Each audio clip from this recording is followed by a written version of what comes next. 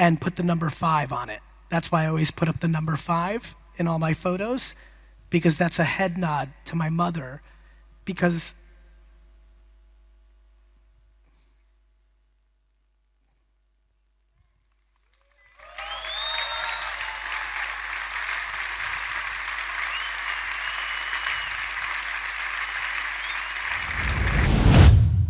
just really, when I talk about accountability and I blame myself for everything,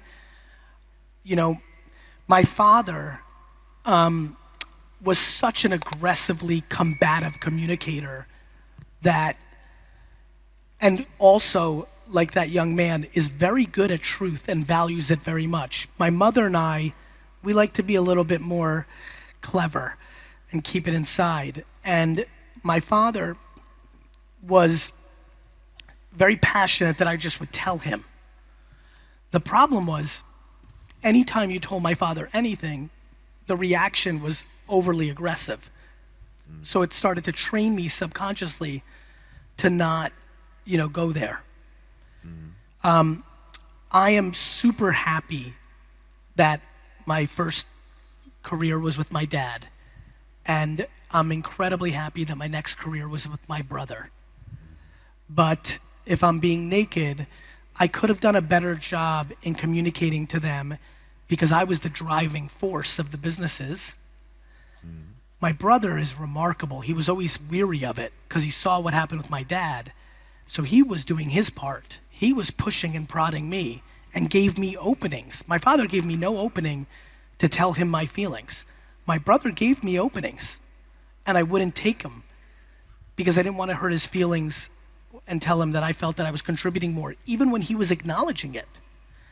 So financially, in my first 2 years of my life, I'm 46, between building my father's business and building Vayner, I really put myself in a precarious spot by not being candorous, where I created resentment. And this goes back to the candor. And the reality is I believe in what I say on stage here. That wasn't their fault, that was my fault. And so it's challenging for me to, be in a place where I have all this good and have these great relationships. I'm incredibly close with my father and brother, but yet to this day, notice the number I gave myself on stage. I'm still a 5. It's unbelievably ingrained to me not to tell people what's hurting me because I feel that I can absorb it and I'm so emotionally strong that I can make it good in the end. It just doesn't always work out that way. I have so many questions and so many topics I would love to talk to you about, but time is very limited. So I want to come to the point. You're such a successful man. You're talking a lot about living your passion. You're talking about your success. You're talking about you're living a fulfilled life. So, well, self-reflection. What are your rituals? What are the things you do in daily life to live that fulfilled life, to have that success? Are there any routines? Are there any special things you really practice in life? Or is it only...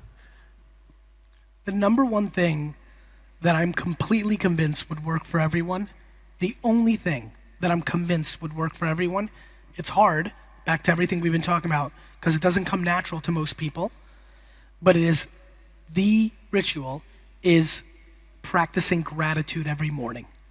So I don't meditate or pray per se, but there's not a morning that I wake up in the world where when I wake up, including the overnight flight, where I don't look at my phone immediately. A lot of people like to wait to look at their phone, which I love.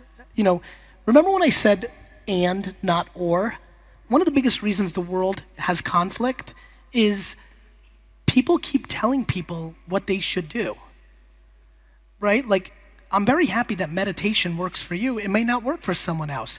You can recommend, all I'm doing up here and saying, hey, think about this. But I don't judge anybody when they don't do what I do or what I hope they do. I want it for them. But for me, every morning I grab my phone right away, and if nothing horrible happened, and let this be very clear, nobody died of the 10 people I love the most.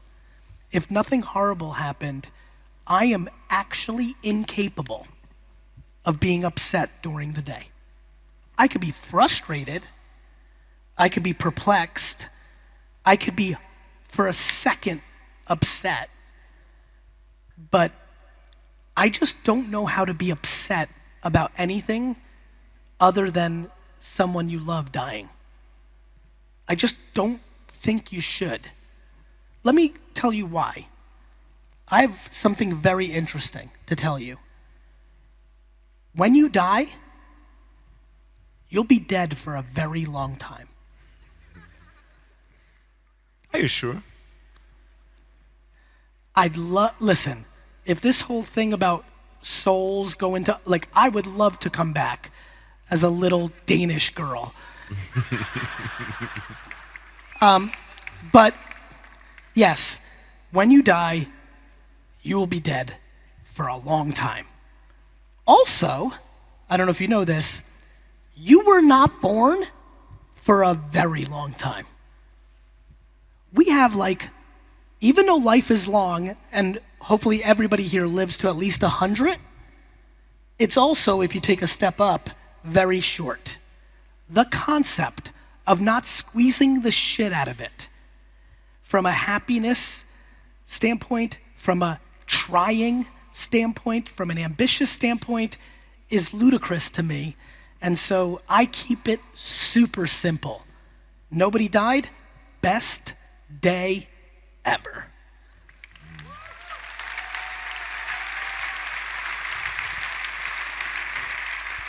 I mean it. I mean it. To the negative people in my life, there's been some of my friends and family that are negative, that there's 2 times in my life where I actually said this. I got so frustrated to a family member, so frustrated, so upset. I literally told them, because they were fucking so upset about the dumbest shit in the world, I literally told them that I wished something atrocious happened to them the next day, just for perspective. We just lack perspective. Like, we complain about ludicrous things. And so, gratitude. Cool. Behind the stage, I met Laura Seiler. Laura Seiler is a very famous life coach here in Germany. You know her. And we talked about you. I know that she's also following you. And she said, please ask him one question. She follows you for quite a while, for many years, and she sees a development in your life, and she wants to get the answer if it's only your gut feeling or if it's true that you really changed over the years. And she would like to know what means spirituality to you, and also for your business. Sorry. That was much louder than I expected. Wow. That was awesome. You do something new every day. A lot of people have reached out to me in the last 5 years on this. For people that follow me, a lot of people know I'm obsessed with context. I'm obsessed with context. It's why I'm a very good marketer. Making videos on TikTok is different than making videos on LinkedIn. The way I talk to a 22-year-old in Germany is different than the way I'm going to talk to a 45-year-old in Afghanistan. Context is everything to me. I'm religious about context, which is why I think I'm one of the most successful content producers in the world. It's why I think VaynerMedia is one of the most successful content producers in advertising. When people are like, Gary, I've noticed a big change in you, I remind them that my message is pretty consistent. It's just contextual. If you read Crush It, my first book, what put me on the map, I talk about making $48,000 a year and loving life. That if you are ecstatic with your life and you're making $48,000 a year, you can stop reading this book, because this book is for people that are unhappy and are looking for ways to get out of the job that's making them unhappy. This YouTube and Twitter thing and Facebook thing is going to be big. Unlike our grandparents, you can do this after hours while you're at home with your kids. This is a big opportunity. Most people saw the young rah, rah, rah, rah. I wrote that book during an economic crisis.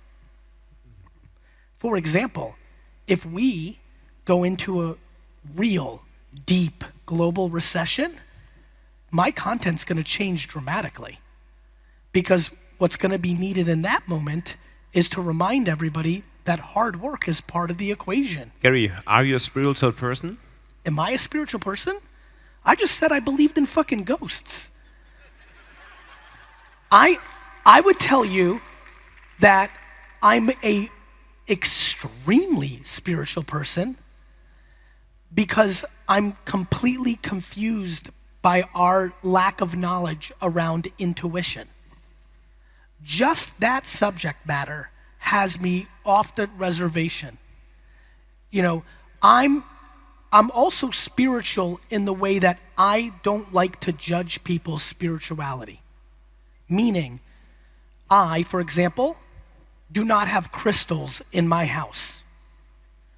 But I love that people have crystals in their house because it works for them.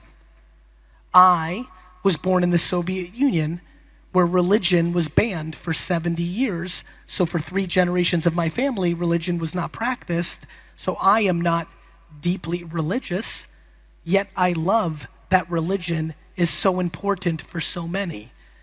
My ultimate spirituality is grounded in my deep, deep love of my fellow man and woman, and that's what I like it for. How would you define spirituality? What does it mean for you? For me, spirituality is almost like a sixth sense, like a framework of perspective that is grounded in an energy that is less tangible. You know, back to gray. I wore gray today, if you noticed. I view spirituality as the deepest gray. I think so many people's struggles here in this room are when they're trying to be too black and white. They're unhappy about something, and so they find somebody new on Instagram and they follow his or her formula and they follow it to a T for 4 months and it doesn't work and they're upset. And they think it's their fault. The only fault, if there is even one, is thinking that there is something that is black and white that will fix everything. It's just not how life is. I personally believe, and I think many others as well, that visions and to work on your own visions, to have a vision, to have a clear North Star in life, and following this North Star, this vision, really creates energy and power in life. I know that you believe in that as well, and you follow an amazing vision. You want to buy the jets. That's my fake vision. That's the one that I told everybody to distract them from what I'm trying to actually do. Oh, what? I mean it. I am remember selfish and selfless? My selfish vision is actually very selfless, but it's only to 2 people, me and my mother. My goal of buying the New York Jets, I've never said this publicly in my life. I've said that my goal of buying the Jets is misunderstood publicly a lot, and that my journey to try to buy the Jets is my great love, and it is. But I decided I wanted to buy the Jets as a very young child. When I was 7, we moved to a new town, and there was a lot of boys that were playing American football, and they were Jet fans, and that's how I became a Jet fan. And they all had a Jets jersey, right? I wanted one. I asked my mother for one. We were very poor. We didn't buy that kind of shit. Money was for food and the shelter. Even our clothes were liquor t-shirts that my dad got from the store. We barely even bought clothes. We definitely didn't go on vacation. We never ate out. My mom, when I was sleeping for the next 3 weeks, knitted me a Jets jersey and put the number 5 on it. That's why I always put up the number 5 in all my photos, because that's a head nod to my mother, because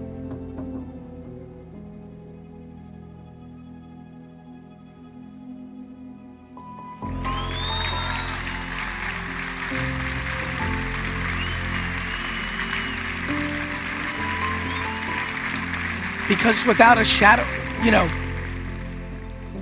My mother lost her mom when she was 5. My mom's DNA is predominantly what's inside of me. Luckily, I took the best stuff from my dad, and so the mix has been very formidable. I have such a gift of communication, but at this point in my life, and pretty much from the beginning, I sit on stages like this because all I want to do for the world is what my mom did for me. This entire keynote that I just gave,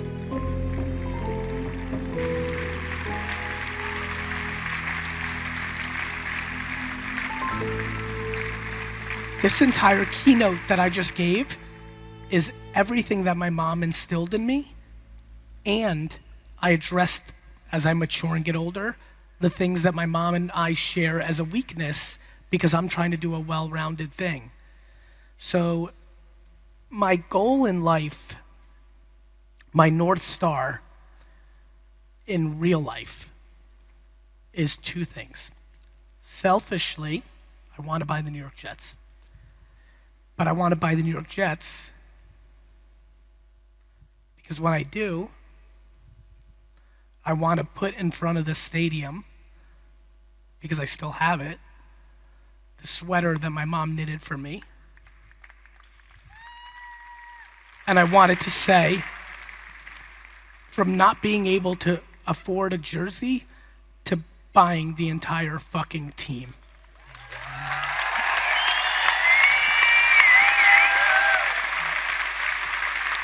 That's what I want to do selfishly.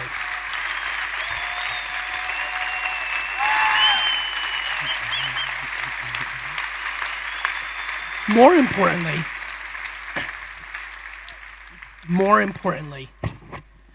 what I want to accomplish, what my North Star is selflessly, is there's so many people that want to be successful in life. I think success is inner peace. I really do. However, I am also a purebred 100% entrepreneur. I love, if you, I mean, I'm looking at Andrew, Dustin was with me. If you saw what Dustin saw, that on Thursday, it was announced that VeeFriends, my intellectual property, raised $50 million from Andreessen Horowitz, the most important venture capitalist in the world, to build this thing. That is a very big business accomplishment. What was I doing while that announcement was hitting the world? I was standing behind a table selling pieces of cardboard for $10 a piece and haggling with people who said, I'll give you 8, and I said, but I need 9. I love the process of being an entrepreneur. I love being an entrepreneur. I love the game of making money. I don't need the money to fill my insecurities. My mom took care of that. I need it because I'm keeping score and it's fun and it's a game. But I know hundreds of millions of people will look up to me in the course of my life. I know this to be true. What my North Star is to teach the world that you can be an alpha,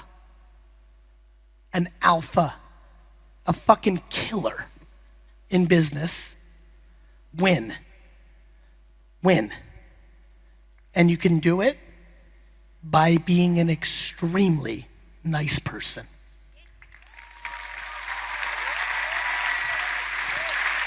I believe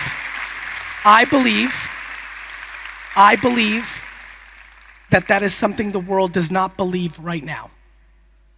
I believe the world thinks that you have to have sharp elbows, that you have to crush some people's souls, that you have to hurt people, that you have to stand on people's backs to get to the top of the mountain. My friends, this is the biggest non-truth in the world. There are two ways to build the biggest building in town. One, and it is very common right now, and it is definitely the way politics works, and it is the way oftentimes religion and school and many other things are packaged. Civil service is beautiful. Politics doing what I'm about to tell you is atrocious. Education is beautiful. School systems doing what I'm about to tell you is atrocious. Religion is beautiful. Religious leaders doing what I'm about to tell you is atrocious. And here is the story. There are two ways to build the biggest thing. One, by tearing down everybody else's building. That's what all of those things are doing. Or two, what I am in the process of doing as an entrepreneur, by just being talented enough to build the fucking biggest building.